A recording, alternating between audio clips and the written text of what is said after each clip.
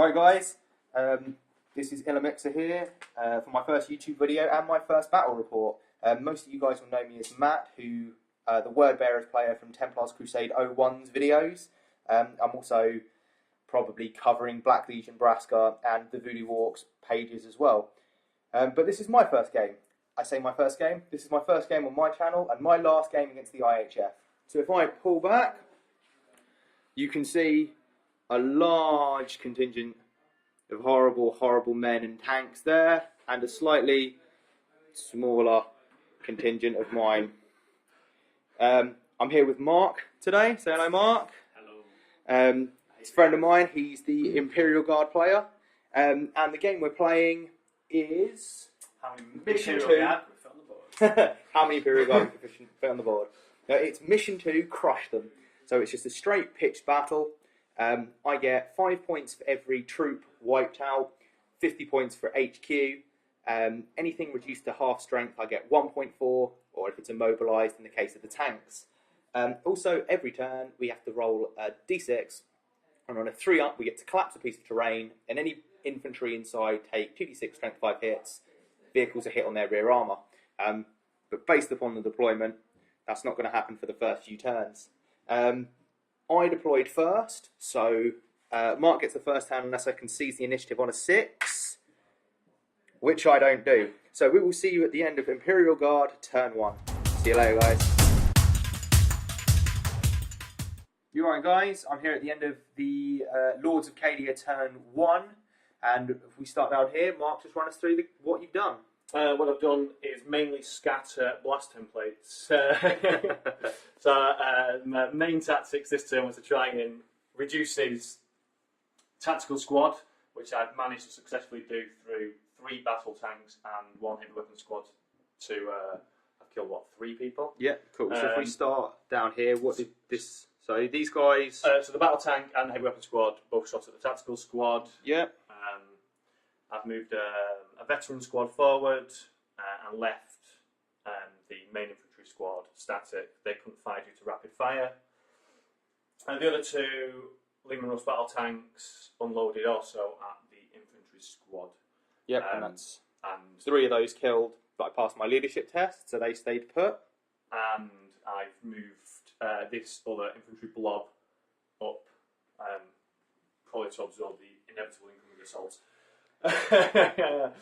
On top of that, this heavy weapon squad, I then tried to reduce the main prong of his assault, and I've managed to successfully immobilise the Rhino carrying the assault troops. Which is irritating for me. Right. And over here, this was generally a section of ineffective heavy weapons fire. So these moved due to rapid fire, were out of range. This infantry blob stayed still. This heavy weapons unit, I took the shot through mine because with Iron Halo, it's irrelevant whether you get a cover save or not. Yeah, so that was directed at my Primarch and the Honour Guard there. And they successfully saved, unsurprisingly. Yeah, so fortunately for me, having been dealing many battle cannon shots to people before, I know how devastating they are, and most of them scattered wide. So yeah, 10 and 11. It was a good...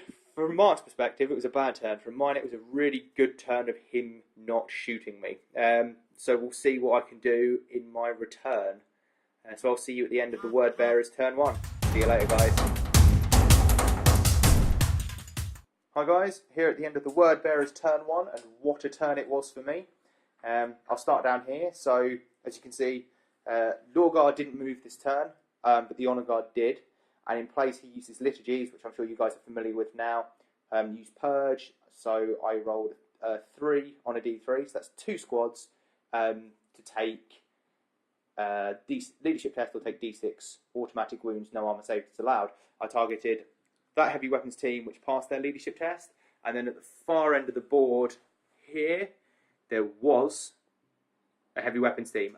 They failed their leadership test, took 5 wounds, and then failed their leadership test for 25% casualties and fled off the board. So that's 5 points to me.